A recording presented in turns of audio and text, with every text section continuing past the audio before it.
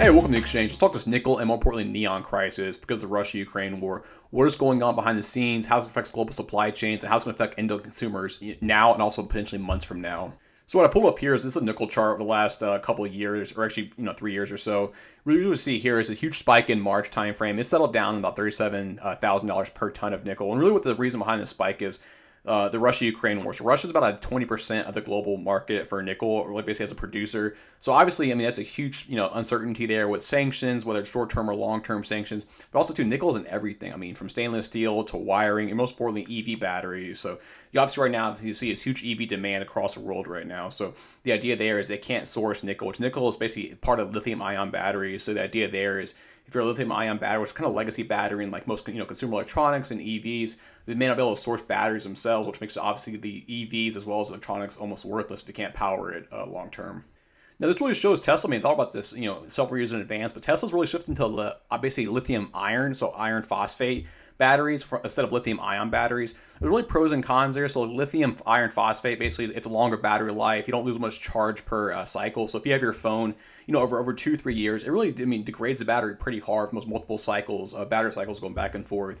But lithium iron phosphate is, first of all, it's more sustainable. So it doesn't involve nickel, it doesn't involve cobalt. So it's a cleaner battery overall. But also too, really the downside there is really lithium iron phosphate is a lot more physical shock, basically susceptible. So if you get in a car accident, there's a battery breach, the odds of a fire or thermal runaway, basically not explosion, but basically burning off, is much higher with iron phosphate. But it is cheaper. Long term, and then quality of assuming it all works correctly, the quality is actually there for the end consumer. But right now, lithium ion is, or basically lithium ion with nickel and cobalt, is really the what we have right now as a present industry standard. Where it's going to shift though, but that shift's going to take time though too. And really, with the Russia-Ukraine war, there's no quick fixes here. You can't really change the entire laptop, iPhone market. You can't change the entire EV market overnight. It's going to take years and years and years.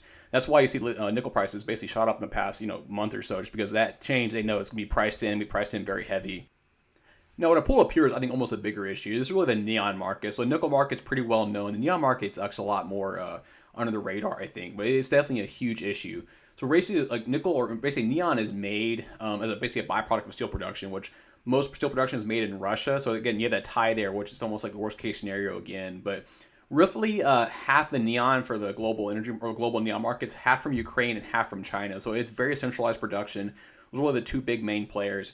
And Ukraine actually shut down their neon factories last month. So those are actually no longer producing neon. So right now you have basically a long-term neon shortage right now. Until the longer this war goes on, you're going to have a bigger and bigger shortage. But most importantly, what neon's used for is actually semiconductors. So those laser etchings of chips itself, so you use neon gas for those lasers. So without the actual neon gas, you can't have the lasers.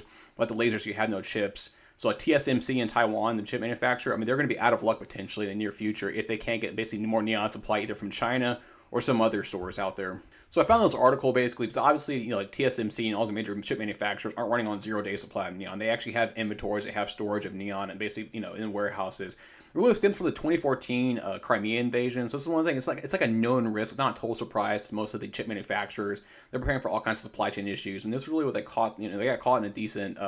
Not unprepared, but decently prepared for this. So basically what they're saying here is, like I said earlier, it's half from Ukraine, half from China. The Ukraine production, about 50%, is just cut off entirely now. So what they're saying right now is we're going to have roughly about 6 months supply of neon actually at the actual chip manufacturers themselves, which again is fine. And Ukraine and Russian war will not last that long. Russia's running out of troops overall pretty fast. So it's one of those things, but it's not going to last. But it's one of those things, too, where you look at this, and it's like, hey, how fast can they actually get online again? So if Ukraine were to come online, let's say the war ends tomorrow, how fast can Ukraine ramp up production to pre-war levels, or if at all, if ever, potentially, too? That's another big fear. And also, too, so neon gas is a byproduct of steel production from Russia. So would Russia still supply the neon gas or neon inventory so it can be refined in Ukraine? Would they actually still trade with Russia and Ukraine overall?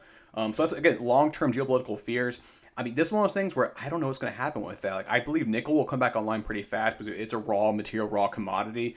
But neon, supply chain's a lot more complex than that, though, too. So this is one of the things you might see, hey, a war ending next month or even tomorrow, potentially, who knows. But the neon supply will not be backfilled as fast. So what you're going to have there is really that downstream effects, in the summer and this fall for chip manufacturers. We're also going to see lead times massively increase for just consumer electronics, EVs. I mean, chips are in absolutely everything. So what's going to happen there? That's one question we don't know. I mean, this might be the most long-term effect. I want to touch on this real fast too. So looking at wheat futures, wheat prices, I pull up here, and this is a big fear of, hey, if we have basically the breadbasket of like Russia and Ukraine, the wheat prices or wheat production has been stalled out from there, or just drop off entirely, what's going to happen? So obviously you see supply dropped, demand maintains the same, so you have the price increase at that point. And that's what what's showing up here. Roughly about a 25-30% increase in wheat futures. Again, this is a staple crop. I mean, it's used globally. The big fear is poor countries in like North Africa and or in the Middle East are going to get absolutely hammered by wheat futures or wheat prices increase. Not really necessarily now immediately, but really summer and the fall, and you potentially have mass starvation across two continents right there. Now the backside, or kind of the optimistic side looking at here, is like rice right now, which is another staple crop, is relatively stable. So there could be some backfill there. So maybe instead of going from like, directly from wheat as a grain, maybe you substitute rice in to help keep people from starving in North Africa and the Middle East. But yeah, this is one of the things this will follow, and like this is again a long-term effect of the Ukraine-Russia crisis. I mean, this will not be a hey, the war's over, suddenly it's fixed, something's back on again, because we're basically missing a harvesting and a planting cycle potentially in like 6 to 18 months.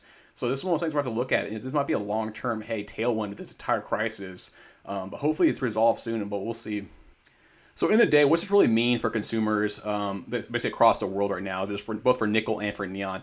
And really what you have to look at here is, hey, consumer electronics and EVs. So, I mean, it's one of those things right now, prices are pretty high. I mean, they've not come down. Obviously, we've had inflationary environments, but really, I mean, if you're going to buy an EV, I mean, now might be the time, even though the prices are pretty high, inventories are kind of low. But the big fear is this summer and fall, also the inventory goes to zero because either A, we have no neon to basically make chips for, or maybe some of the copper wiring plating or like some of the metal alloy plating that involves nickel just may not be available, or may not be available in like, predictable quantities for some of these manufacturers. So, I mean, I'd say if you're going to buy an EV, now might be the time to do it soon. Even consumer electronics.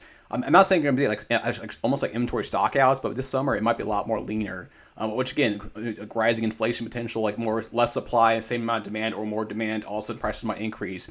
And so when you think about like hyperinflation fears, this is one of those things where it might act like a tailwind into those fears, where it's like, hey, I mean, I don't think it's plausible, I don't think it's that likely, but it's one of those things where also we have consumer electronic and hyperinflation, or EV hyperinflation also, and it basically trickles to the rest of the market, and then from there we have a financial crisis. Hey, but don't let me know your thoughts on this one. This is a very complex issue. I mean, there's a lot of different ways this could go. I mean, hopefully it works out for the better and basically supply and demand balance out. But obviously, like the video, hit the like button down below, subscribe to the channel overall if you like the content, and that's the exchange.